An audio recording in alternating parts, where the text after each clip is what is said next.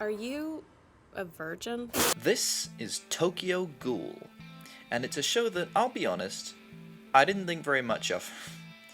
I mean, of the 4 parts of this show, the first one is very good, and then the other 3 are bad, in a way that, without outside context, is almost, but not quite, entirely incomprehensible. Actually, I've been working on the script for a very long time, for the simple reason that it's very hard to actually coherently talk about this show. The only reason that I finished it recently is because I had the idea to cover it backwards, from part 4 to part 1. Pretentious?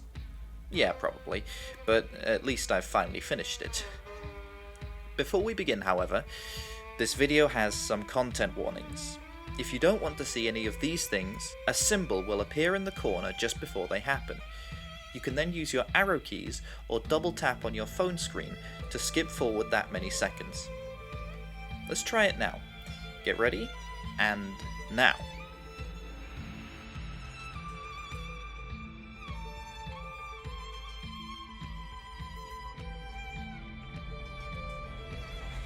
Don't worry, even if you don't skip, you'll probably be fine, because I'll try and darken screens with flashing lights and not show too many horrific things, although the anime does try and censor itself anyway, and it's pretty cartoony, so you should be fine. So first, the ending. It has to be one of the worst endings I've ever seen in a show. Actually, it's hard to imagine a worse one. Here's how it goes. Basically, this guy, who I've dubbed Evil Guy, in part 4, has a couple of fights, and then gets promoted to basically just be in charge. Oh, I should say, everyone here works for the cCG, which is an organisation that hunts down ghouls, who are certain people who just happen to be born with superior fighting strength and cool back tentacles. The Evil Guy is also working with a family called the Washu clan, who are heavily implied to be ghouls themselves, although they never actually do anything as a group. There's mainly just characters who have the surname Washu just hanging around. Anyway, Evil Guy gets promoted, and he creates this kind of force of ghoul investigators to investigate ghouls, but more this time. And then a bit later, this happens.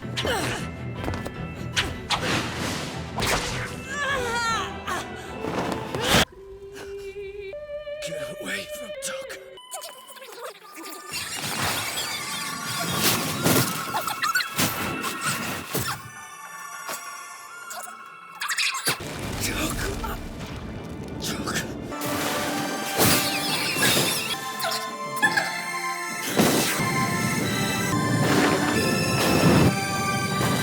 The monster has already inflicted tremendous damage and catastrophic casualties.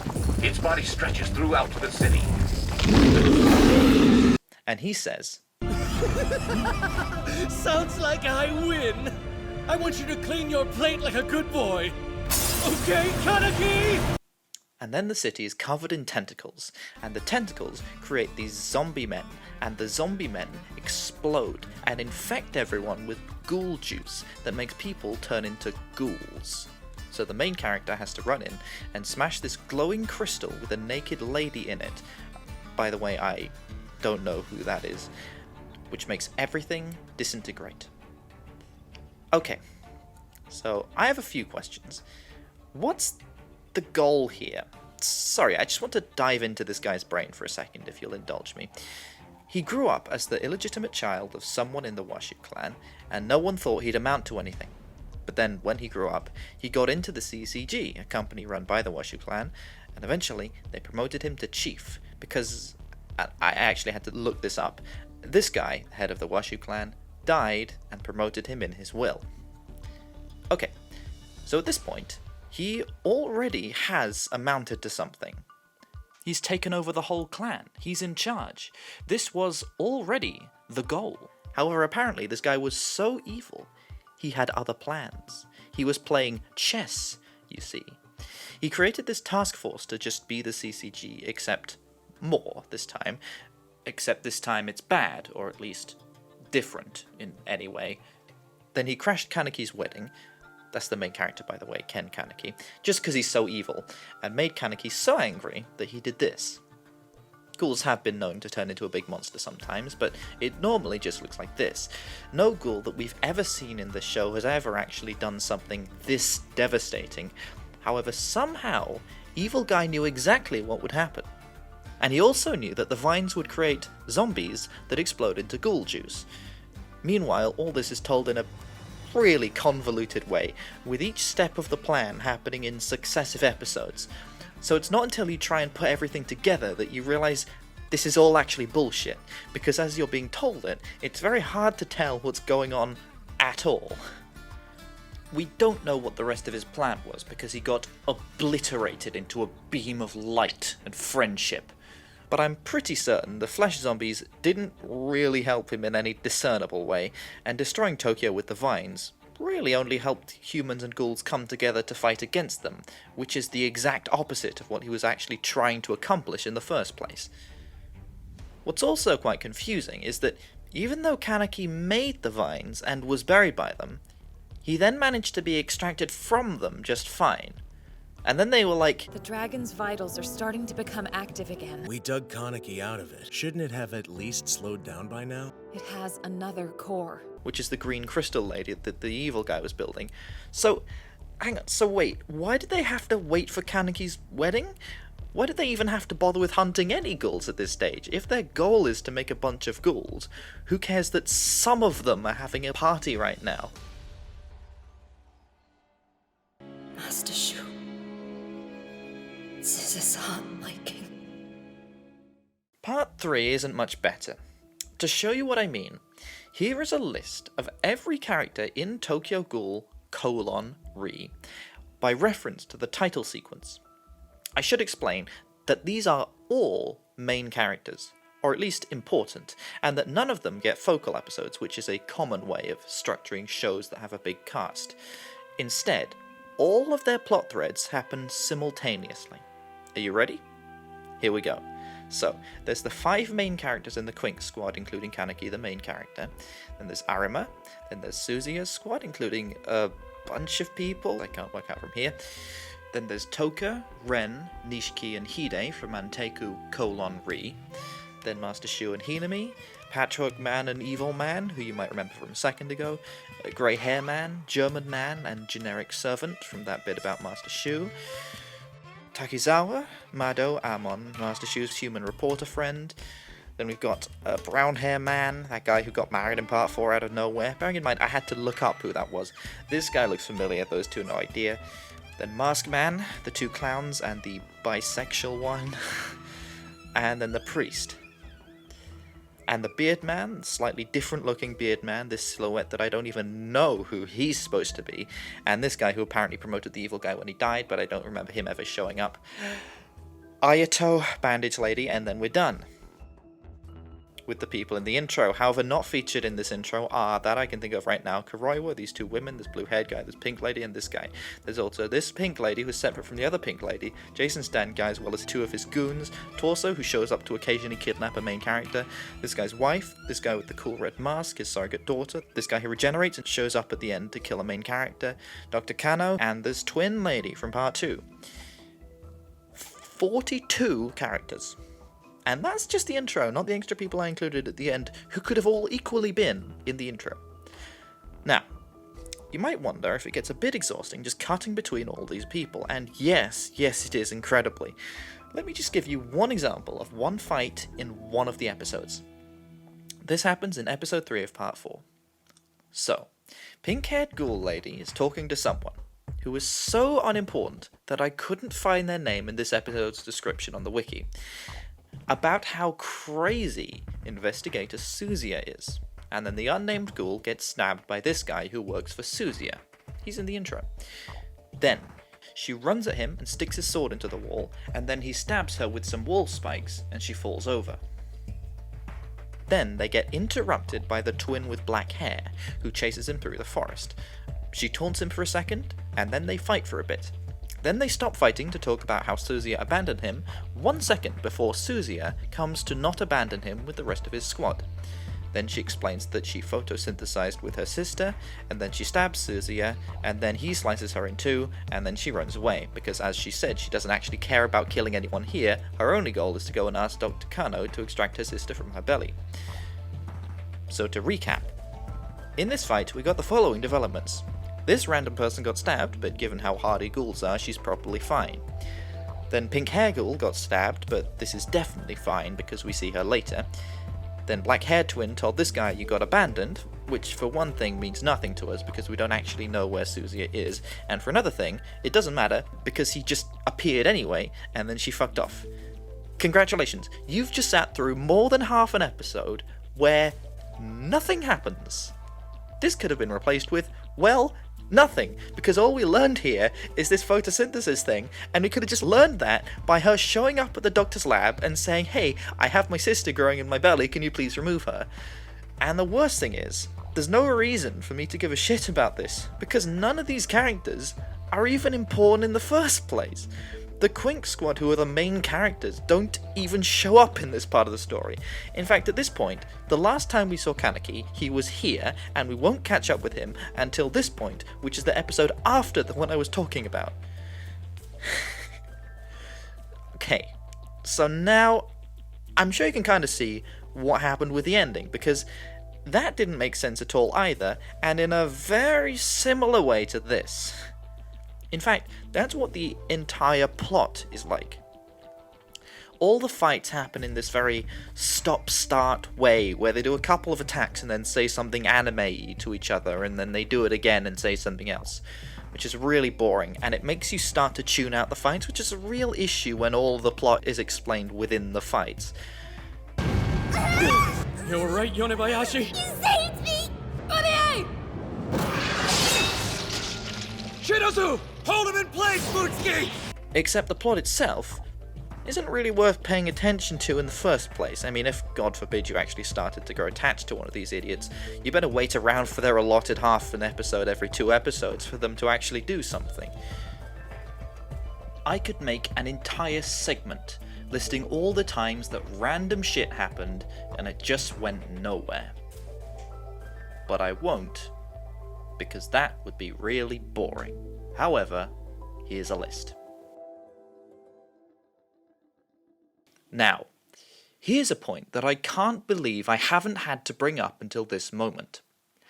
The reason that humans hunt ghouls is because ghouls have to eat humans or they die. Now you might wonder, isn't that quite an important point?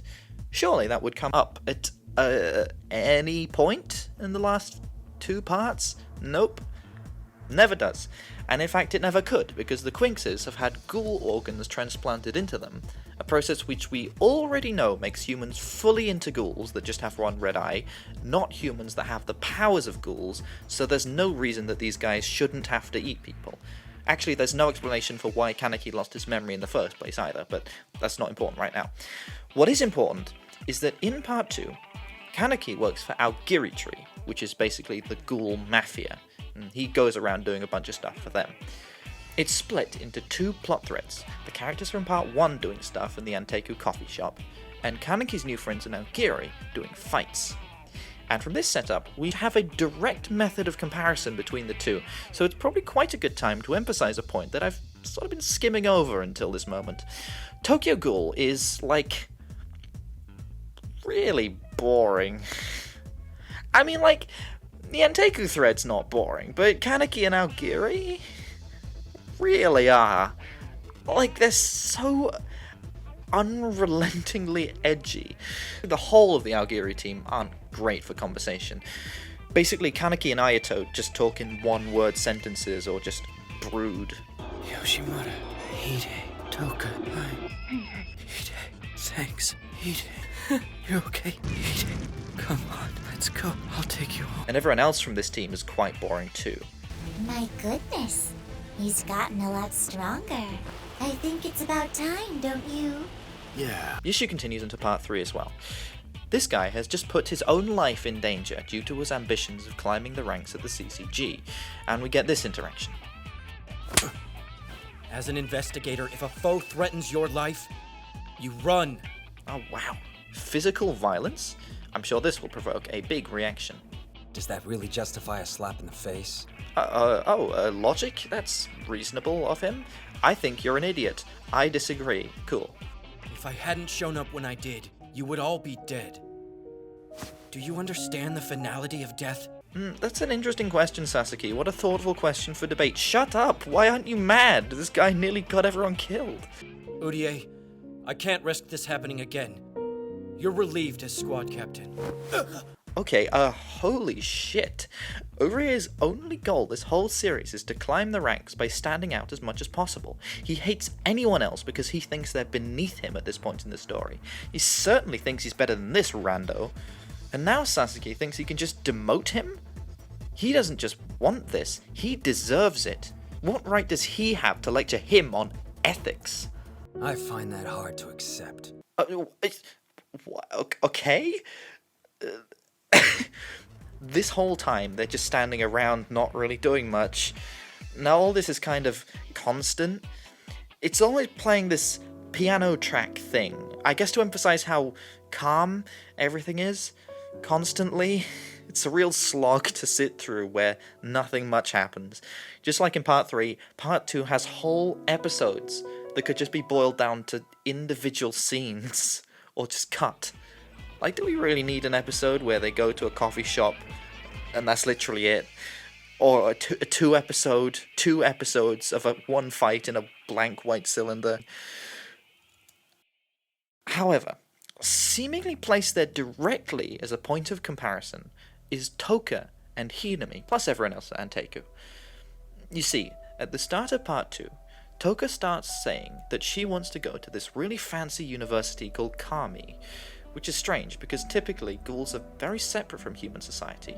Not all of them can even read and write properly, and here's Toka trying for these really difficult entrance exams. In a flashback, it's made clear that Toka originally didn't even want to go to school. But I assume, with encouragement from Yoshimura, she probably realized the power that knowing things gave her. And eventually, she got so ambitious that she set her sights as high as the prodigious Kami.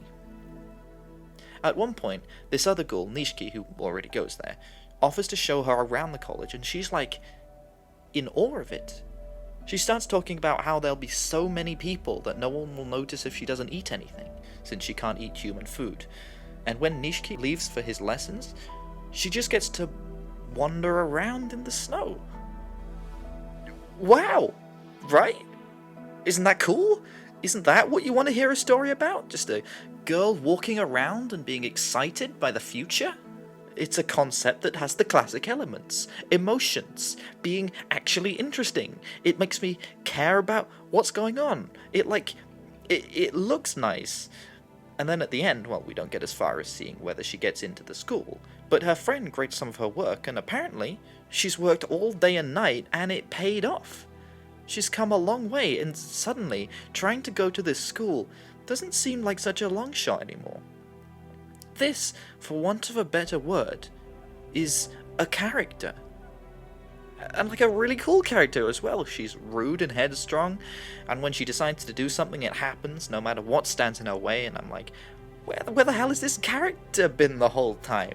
Everyone else is being out here like, I thought I was eating them, but I'm the real feast here. And this person's like, she's so cool, she's my favorite character. I think she's my second favorite character.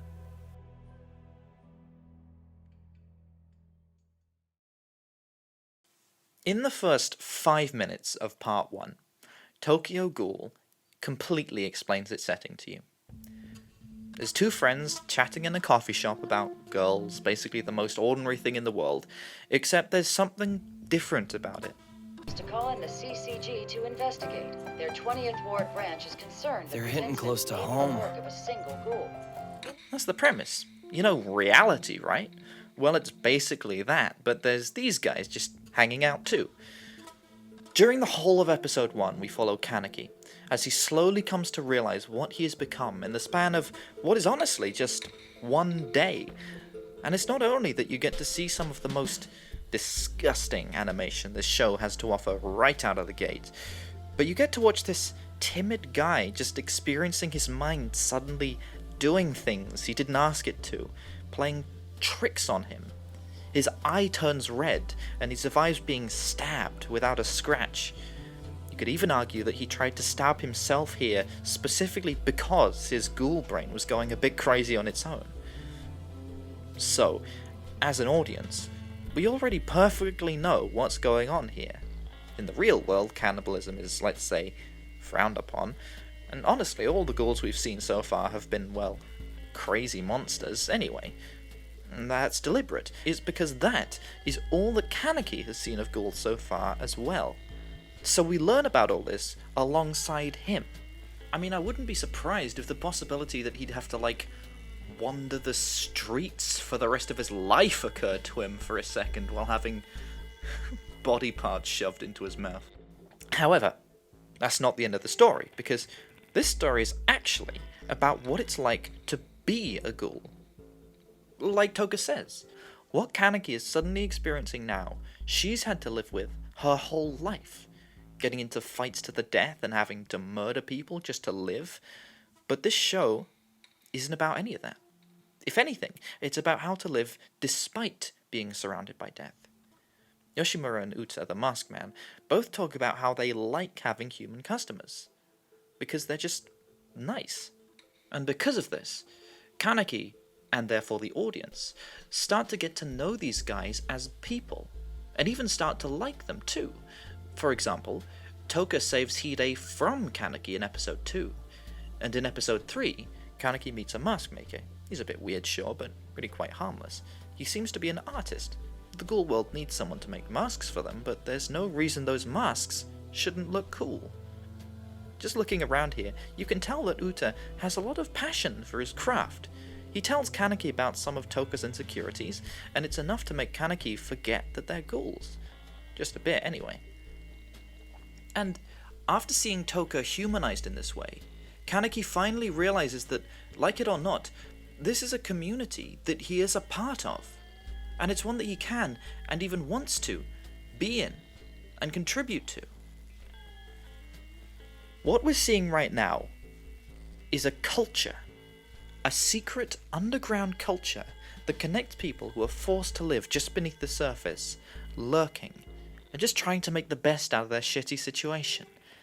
And I'll be honest, it's fucking great, right? I mean, as far as spooky underground cultures go, it's different from, say, Tales from Hex or Wolfblood or Beastars, because in Beastars, the whole eating people thing could generally be avoided if you were just careful enough. In this, nope. You are just a threat. You can aspire to grow your knowledge, to learn to read and go to a nice school, or to serve human customers with a smile on your face. But at the end of the day, no matter where you go, you will necessarily leave a trail of corpses and broken families in your wake, because that's just how you live. Is that forgivable? When Hinami's parents die halfway through part 1, this issue comes up. Because, I mean, the CCG killed them, and it sort of has to exist, right? Because that's what the government is for. It's for protecting people. Can you imagine what it would be like to live as a human in a world like this without the CCG? Imagine it now. You wouldn't be able to go out at night. You'd have to keep your house locked as tight as you could with, like, metal. It's horrible, right?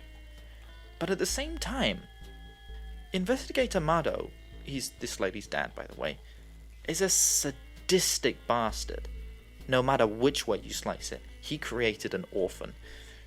It's a catch-22, isn't it? But it's not symmetrical. I mean, if the ghouls didn't have to eat people, none of this would even be an issue in the first place. However, when Hinami has the chance to kill Mado, to get revenge on him for killing her parents, she doesn't want to, because she's just sad. In the end, Toka finishes him, and she realizes he was married and instantly regrets it because, well, she just perpetuated the cycle. So what do we take from this? What do we take from this, Kaneki? Maybe that old man was right. I shouldn't be alive because I'm a ghoul. No, he was wrong. I think that's what your mom was trying to tell you back there. You have the right to live as much as anyone.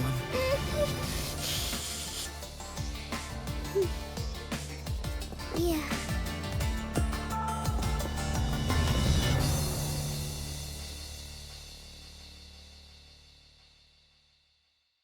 Goosebumps. The answer is so simple, and yet how can no one see it? Could this even work? Could the humans believe that the ghouls don't need to be killed? Would the ghouls ever even be able to trust that the humans aren't afraid of them? Can both sides live happily, ever? Is that even possible? It's genuinely hard to believe I'm talking about the same show that ends with, oh, our city is being destroyed by a ghoul?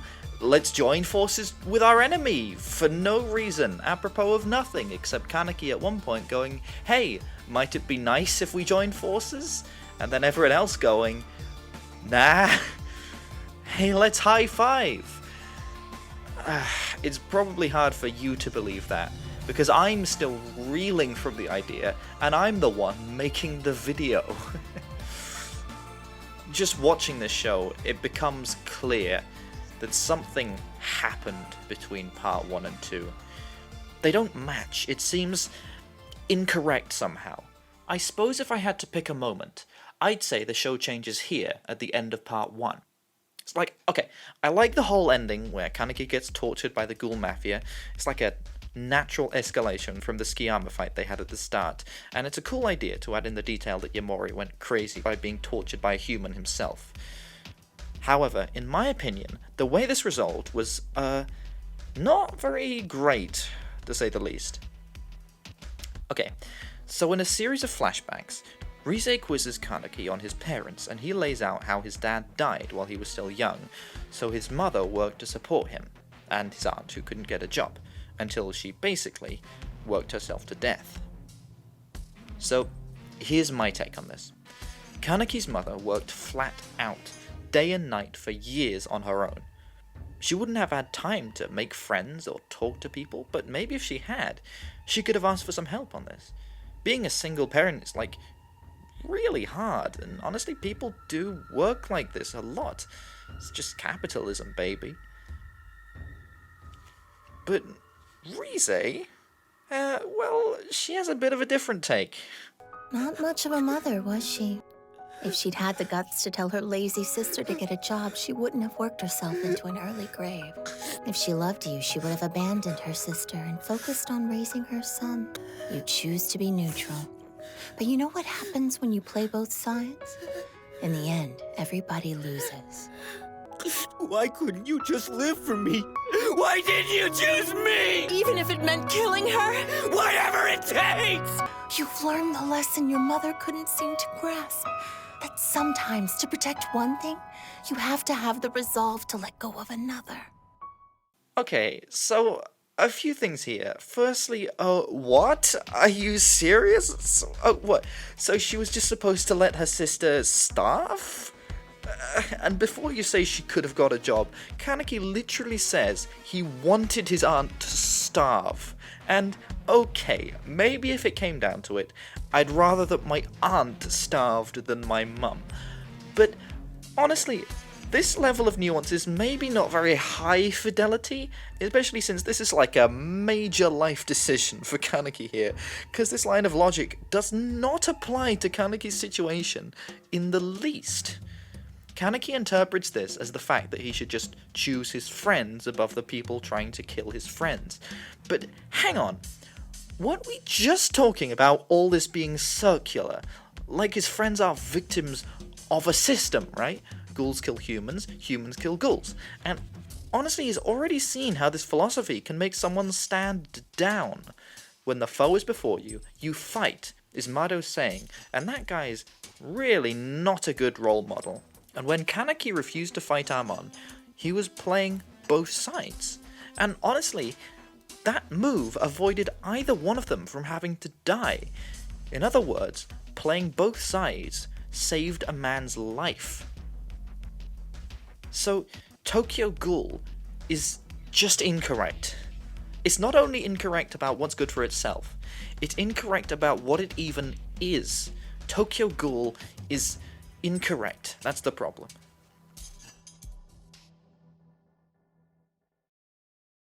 So, yeah. Then Kaneki goes off on some crazy road trip with his new besties who trashed Nanteku and stood by while he was being tortured, as well as making everything much more dangerous all throughout Tokyo by being really aggressive and militant, which he would then contribute to, by the way, by being the eye patch. It's at this point the story really starts to devolve. The tone stops being this cool neon in favour of conversations in bright white buildings. Suddenly all the characters who actually matter in the story start having fewer and fewer scenes as they're eclipsed by the Edge Gang. Did you notice? But in part 1, they actually use darker light to signify if something is related to ghouls or not. Kaneki's date is at midday, but then when Rize asks him to walk home with her, it's night. Hide asks Kaneki to go to the bookstore at daytime, but when he gets there it's night and it's closed. Nishiki waits to walk under a dark bridge before attacking Kaneki. Hinami's mother dies at daytime, but in the rain. Toka kills a ghoul investigator at dusk, and so on. Yeah, that's all gone from every other part. Even the music. There's this track that's used in part 1 that sounds like random piano key mashing, which is used to signify Kaneki's ghoul madness. He does look tasty. No, what the hell am I doing? It really puts you on edge, because in the last episode, even when Kaneki is in his mind, the piano doesn't let up. When I had trouble with reading, she'd carefully write out the pronunciations. We'd drill over them until I could do it on my own. It wants you to remember there's something wrong, and it will not let you forget. And then in part 3 and 4, they just sometimes play it for no reason.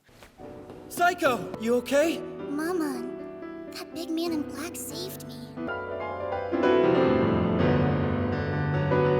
Sometimes it literally is for no reason. It doesn't signify anything, like madness or something. It doesn't even sound like music at that point. They just slap it wherever they feel like. It's boring. Open up, Psycho! We know you're in there! Open the door I'm a right now! crustacean, a mussel hiding in its shell. The cool undertones of maybe trying to work together at some point just get ignored until the last part. Part 2, Kaneki becomes exactly the monster Amon thinks he is and just goes off and kills a bunch of people. Then Kaneki and Amon have a fight at the end and they're like, I wish we didn't have to fight each other, even though they literally don't have to. I mean, Amon kind of has to because it's his job, but if Kaneki doesn't want to, he could just run past him. Like, I'll only ask once. Let me pass. get out of my way? No, you get out of his way. Captain Jonathan Archer would be disappointed. Then in part 3, they're just sort of trying to talk about it, but all they say is, So, you can't use your quinx. It's common with new guys. I couldn't use the quinx I got from my first kill for a while. So then how did you get over it? You're not gonna just wake up one day and be over it. The people who pull their hair out over every kill are in a better place mentally than the ones who don't. It's not a noble profession we've chosen. We're butchers.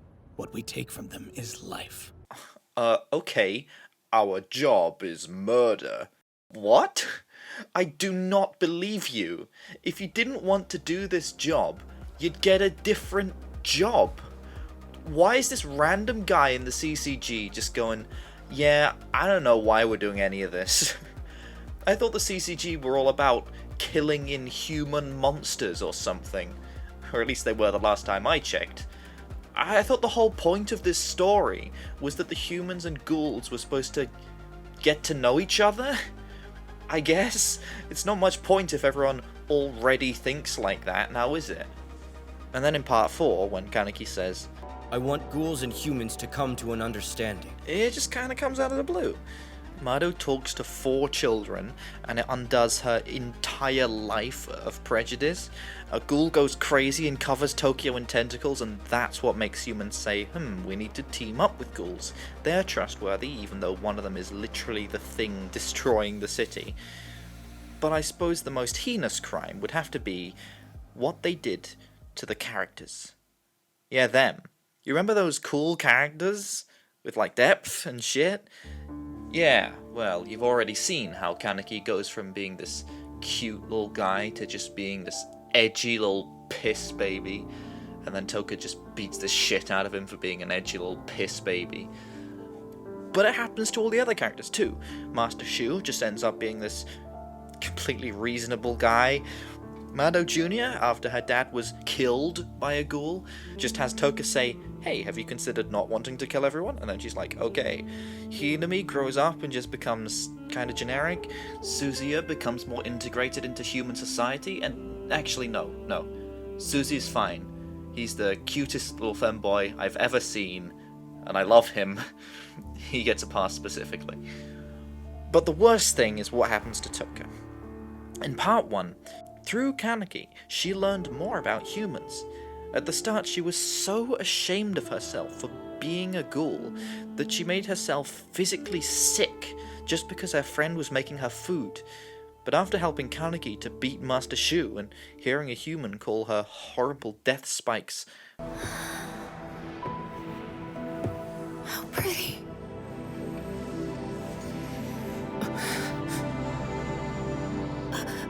I'm sorry. What does that mean? She actually started to fall for Kaneki a bit and let her defenses drop. Not enough to realize it yet, of course, but it's getting there. But then, her entire personality reshuffles itself to completely revolve around Kaneki.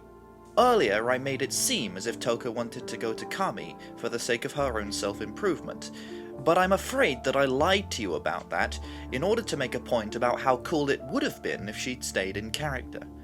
Actually, the only reason Toka even wants to go there in the first place is because Kaneki goes there. Never mind the fact that Kaneki will never be able to return there because everyone knows what his actual identity is, and even if he could return to the 20th Ward, he'd have to spend all his time at Anteku anyway, so Toka would see him all the time there. So Toka's whole interest in trying to make something of her life and stop being this monster that all the humans think she is completely revolves around her simping for this wet slice of ham. And then in part 3 and 4, all she wants to do is be this weird housewife person. Seriously, this cool lady who had like trust issues and self-loathing and shit. And all she does is just smile at him. I mean, Toka acting like this is probably my least favourite aspect of the later parts, and that is saying a lot. I think this is the right time to mention that they do this weird sex scene at one point, and holy shit, it is so uncomfortable. You say I can't hide and eyes open. I look out at the dimly lit buildings and think of you. Am I imagining you here right next to me? Lies you're really there. You have not forgotten the away. Although Writing the script now, I'm just imagining future me having to pick out footage to put in this section, and I am not looking forward to it, but I had to mention it. It's so weird. It might also be a good time to mention, I did notice that a lot of the women in this don't do very much either. Like, I'm not saying that Toka becomes like this and then only has one important fight in the whole of Ri and it ends with... Are you sure about leaving without Kaneki? If we tried to help, he'd just have to fight and protect us. He'll be fine. And then she spends the rest of the time pregnant and unable to do anything because she's a woman. Oh, no, wait, hang on. Yeah, actually I am saying that. Also, this person is supposed to be a trans guy, but well, he's played by a woman, and looks like a woman, and he sure does get kidnapped quite a lot, and can't use his cOgNiSe ever, and in fact he's set up like he can't use his cOgNiSe, and then he does once, and never again. And also, like Toka, he doesn't have many fights in Part 4 either, and when he does, it's over Kaneki with Toka. Yeah, it's a bit extremely cringe, actually. Also, the other woman in the quinx squad barely does anything either. Like, she makes this one building explode, but I doubt I can even remember when that is to put in footage of it. Like, I like what they were trying with having, like, a trans person and a cross-dresser in this story. But again, Tokyo Ghoul is incorrect, because, well, they ignored all of that cool gender stuff when they made the happy ending just be a strong woman realizes the logic that she must rear offspring in a 60s suburban nightmare to count as a real entity, when the whole plot is about people who live outside of normality and do things their own way. It sort of gives off the impression that this is the only way the show thinks it's possible to be happy, which is a bit dystopian, and it's the kind of thing that makes my skin crawl, honestly. And now, maybe you can see why I keep saying Tokyo Ghoul is incorrect. It's like they made Part 1 perfectly well, and then afterwards they just started making a completely different show. And, well, it's genuinely baffling. It wouldn't even be worth my time making a video about it if that insane disconnect didn't happen. Well, actually, the reason I'm making this video is because, well, I care a lot about this anyway. You see, I don't understand why anyone would say Kaneki gets less annoying in Part 2, which a lot of people do. Part 1 Kaneki might be overwhelmed by everything he sees, but honestly, Kaneki is frequently under a lot of stress during Part 1, and I think anyone else would do the same in this scenario. Or at least I would. And anyway, he's kinda cool, because he has very few friends except one, because he just gets a lot of energy from being on his own, even though he really wants to have more friends, which I definitely relate to. And he gets panic attacks in public, which is honestly more of a ghoul thing, but I still get that. And all the ghouls are constantly trying to put on masks, because otherwise they'll feel like they'll hurt the people around them because they aren't, quote, normal enough. And, oh god, ghouls are autism, aren't they? And, oh wow, would you look at that? It appears that Tokyo Ghoul was the first anime I ever discovered, and while the 12 to 15-year-old me was genuinely horrified by all the gore and throwing up and stuff, maybe he saw himself in Kaneki, and the idea that this guy managed to find a support network of friends who love him and successfully try and navigate life as someone who can't really talk to people like everyone else can, or at least start to, maybe I was mad at it. Maybe I was really mad at it, and I kept thinking about it for the past 5 to 8 years, what I would say about it in a video. And then I made a video, and you're watching the video now. And also, anyone who says Part 2 Kaneki is better, I will crush you into a million tiny pieces. Yeah. Honestly though, now I have my own Anteku, so I don't really need this show myself anymore. However, it's very rare that I've seen a better portrayal of autism, so I feel as if something's been lost. I do still think Tokyo Ghoul was one of the most promising stories that just got obliterated into dust. But maybe I can find a better version of the story somewhere, maybe in some form of graphic novel. Nope. See ya. That's the end of the video. Bye bye. So, if you know anything about Tokyo Ghoul, you'll be wondering why I haven't been talking about the manga. In case you didn't know, the manga is widely considered to be a large improvement on the anime, although that is kind of backwards since the manga came first. Anyway, I have read the manga, but it was a long time ago, and I didn't like it enough to reread it, honestly. I can only tell you what I remember, which was, well, an improvement. To start with, the show gives actual reasons for a lot of the things that don't make sense in the anime. For example, Kaneki's hair went white because of stress, Kaneki got a power-up because he ate his own flesh, Kaneki beat the shit out of Ayato because Ayato is a little bitch, and he did a bunch of stuff with Tsukiyama and Banjo. Notably, he didn't forsake talking to the people at Anteku, and the story puts a bit of doubt on the idea that Kaneki was justified in going on this wild goose chase. And also, they explain Kaneki's memory loss because Arima stabs him in the brain, and then he heals. In the anime, Arima just has nothing to do in the Anteku siege, so he just fights the owl for a bit, and then he doesn't do anything else, and then he dies. They try and bring the anime back on track with the manga for part 3 and 4, but for some reason they just weren't really trying. I mean, the difference is a bit astonishing. Observe. They are angry. They have opinions about things. It's still a bit sexist, but at this point, I stop reading, because according to the Tokyo Ghoul wiki, it continues to be better than the manga. However, my only opinion on this relates to the beginning. You see, in the manga, there is a crucial difference. The manga itself is backwards.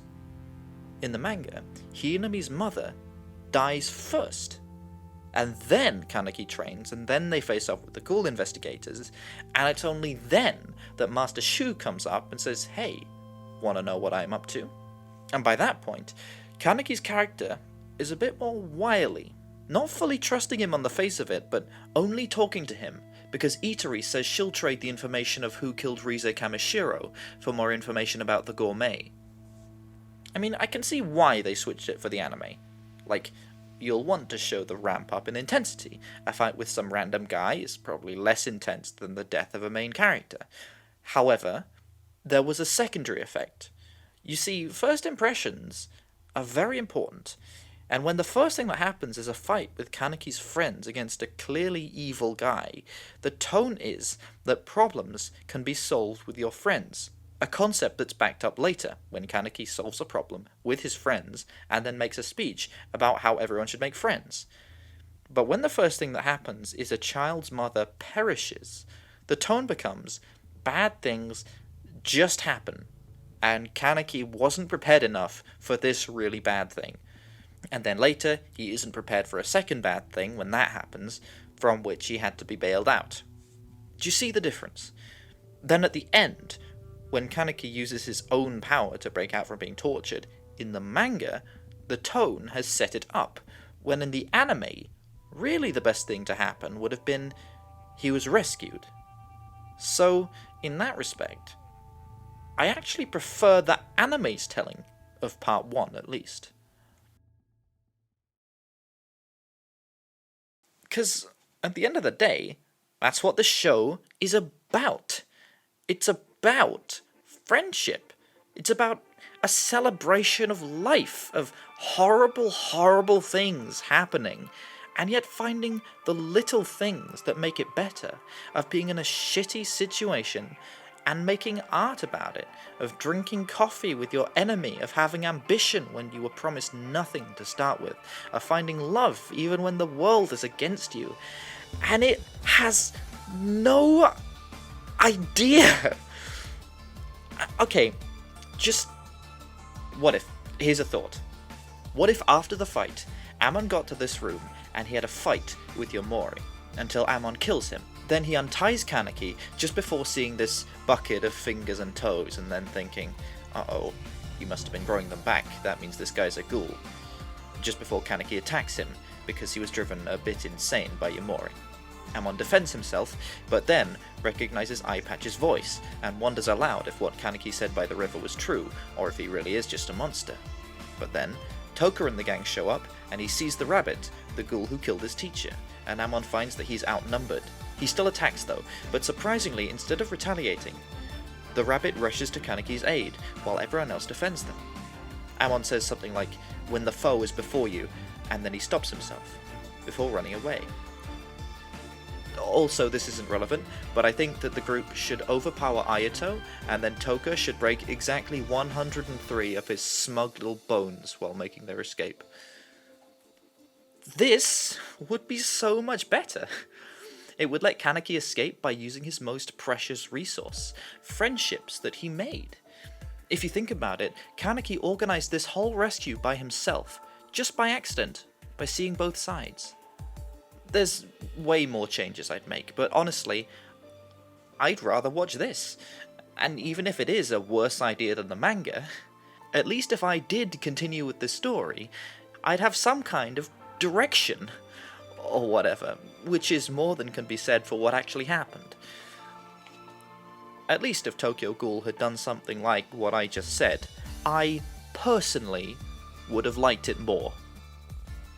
And honestly, that's literally the whole point of the video. It was only for my gratification. I don't know why you lot are still here.